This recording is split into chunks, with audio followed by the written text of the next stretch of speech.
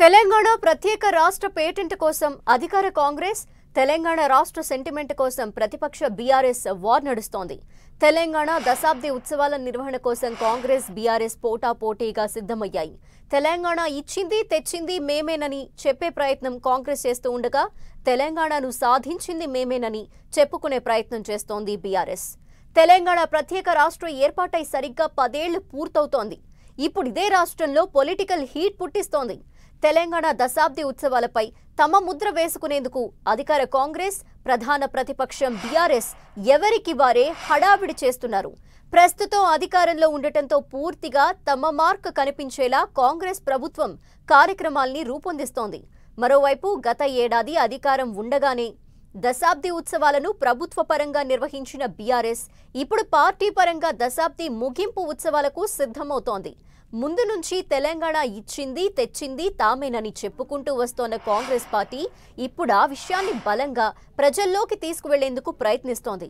రేపు అసెంబ్లీ ఎదుట ఉన్న గన్ పార్క్ అమరవీరుల స్తూపం వద్ద నివాళులు అర్పించడంతో దశాబ్ది ఉత్సవ కార్యక్రమాలు ప్రారంభం కానున్నాయి. సీఎం రేవంత్ రెడ్డి అక్కడి నుంచి పరేడ్ గ్రౌండ్ కు వెళ్లి ప్రసంగిస్తారు.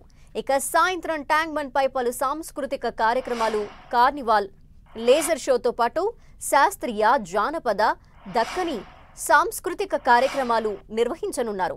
అంతేకాదు అధికారిక గేయమైన జయ జయ హే తెలంగాణకు జాతీయ జెండాలతో మార్చ్ ఫాస్ట్ నిర్వహించే ఏర్పాట్లు జరుగుతున్నాయి.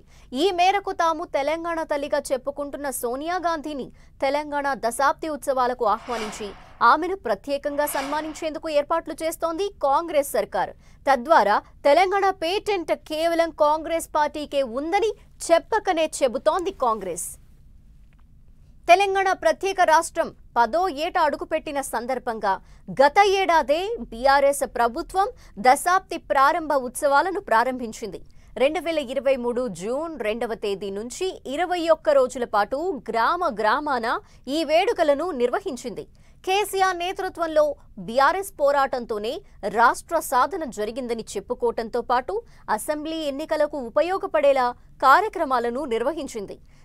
ఇప్పుడు దశాబ్ది ముగింపు ఉత్సవాల పేరుతో 3 రోజుల కార్యక్రమాలకు పూనుకుంది బీఆర్ఎస్. ఇవాళ గన్ పార్క్ వద్ద అమరవీరులకు నివాళులు అర్పించి అమరజ్యోతి ర్యాలీ నిర్వహించేందుకు ప్రణాళిక సిద్ధం చేసింది. రేపు కేసీఆర్ అధ్యక్షతన భారీ సభ నిర్వహించనున్నారు. ఎల్లుండి జిల్లాల్లో బీఆర్ఎస్ జెండా, జాతీయ పతాకం ఆవిష్కరణ, హాస్పిటళ్లు, అనాథ శరణాలయాల్లో పండ్లు, మిఠాయిల పంపిణీ వంటి కార్యక్రమాలు నిర్వహించనుంది. ఇలా తెలంగాణ దశాబ్ది ఉత్సవాల్లో అధికార కాంగ్రెస్, ప్రతిపక్ష బీఆర్ఎస్లు ఎవరికి వారు తెలంగాణ పేటెంట్ అండ్ సెంటిమెంట్ ని తమ ఖాతాల్లో వేసుకునేందుకు ప్రయత్నిస్తున్నాయి. ఫైనల్ గా తెలంగాణ 10 ఏళ్ల ఉత్సవాల్లో ఎవరిది పైచేయి అవుతుందన్నదే ఇప్పుడు రాజకీయ వర్గాల్లో ఆసక్తి రేపుతోంది.